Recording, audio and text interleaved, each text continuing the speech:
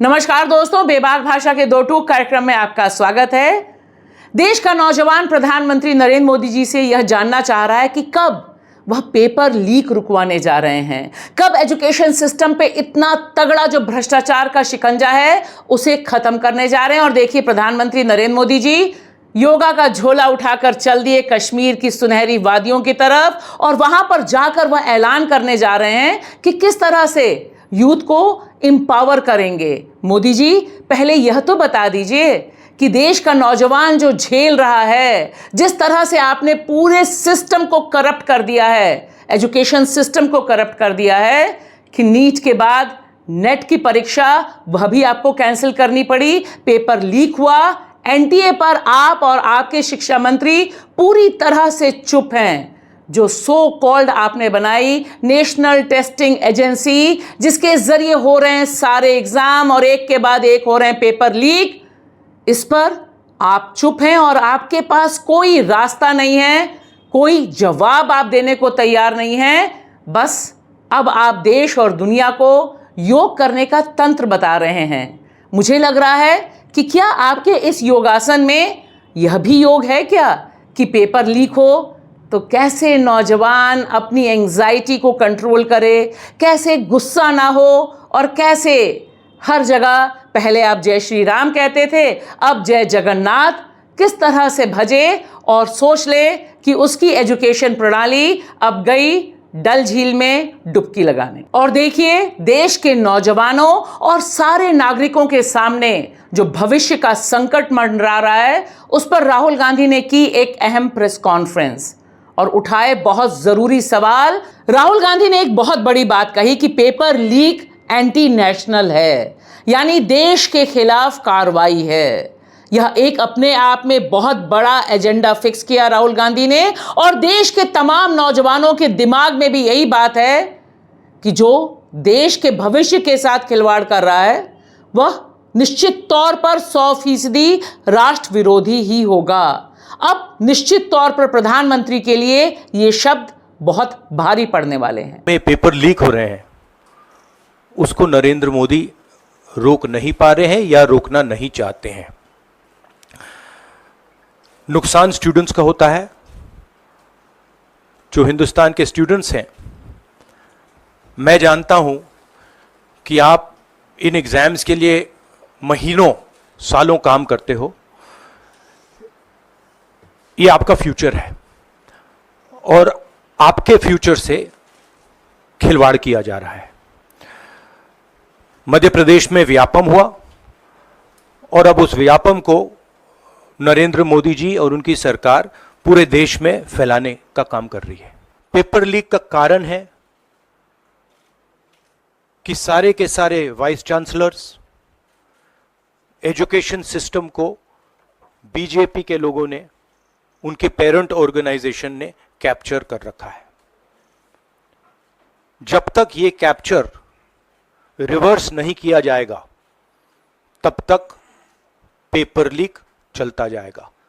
इस कैप्चर को फैसिलिटेट नरेंद्र मोदी जी ने किया है और ये एक एंटी नेशनल एक्टिविटी है क्योंकि ये देश का भविष्य है और इससे हिंदुस्तान के युवाओं को, स्टूडेंट्स को जबरदस्त चोट पड़ती है।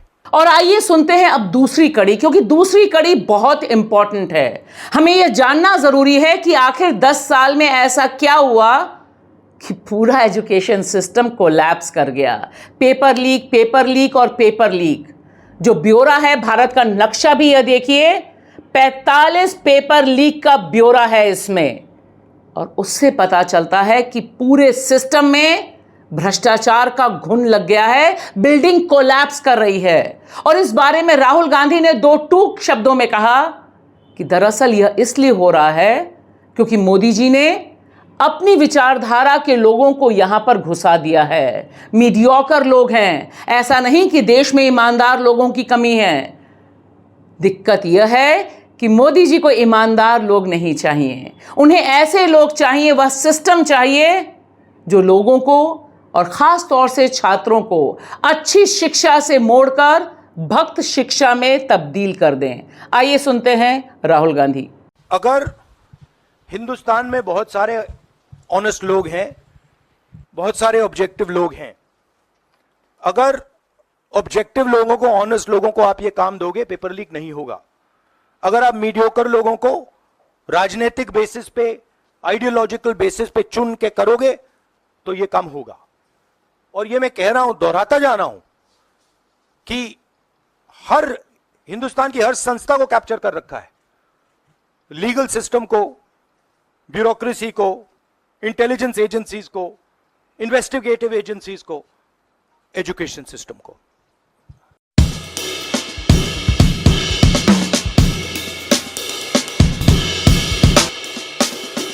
और देखिए, यह मामला एक दो बच्चों का नहीं है।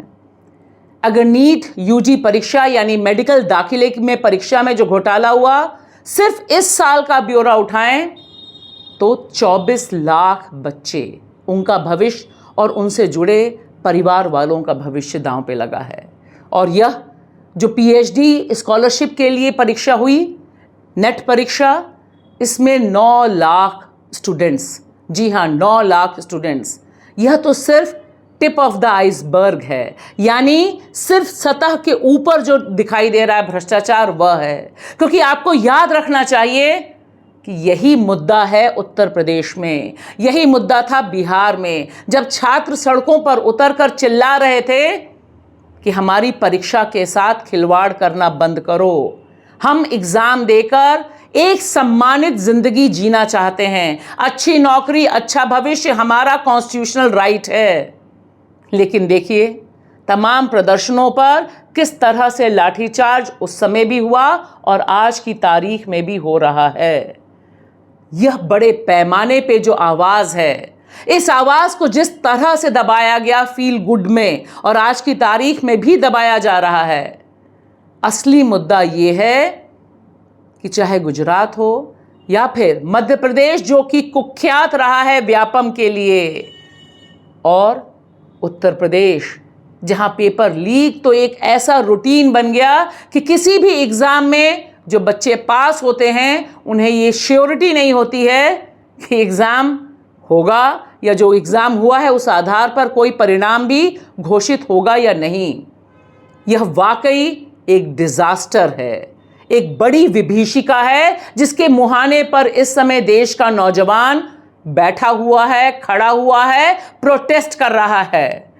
ये जो विभीषिका पैदा की गई है, यह बहुत सोच समझ के पैदा की गई है, क्योंकि ये तमाम छात्र जो सालों साल की मेहनत करते हैं, वे खुद को दंगाई नहीं बनाना चाहते हैं। और मेरा तो साफ मानना है कि जो मोदी का परिवार हैशटैग लोग लगा रहे थे, वे भी नहीं चाहते कि उनके बच्चों का भविष्य इस तरह से चौपट हो। यह बहुत अहम मुद्दा है और इस पर जिस तरह से विपक्ष ने सीधे सीधे निशाना साधा है देश के प्रधानमंत्री और देश के शिक्षा मंत्री धर्मेंद्र प्रधान पर, वह बिल्कुल सही है। और मुझे और हम सबको यह लग रहा है कि 25 जून से जो संसद का पहला सत्र शुरू होगा वह हंगामेदार रहेगा और वहां पर कम से कम योग मुद्रा कर चुके प्रधानमंत्री नरेंद्र मोदी से विपक्ष और हम सब जवाब सुन पाएंगे। शुक्रिया।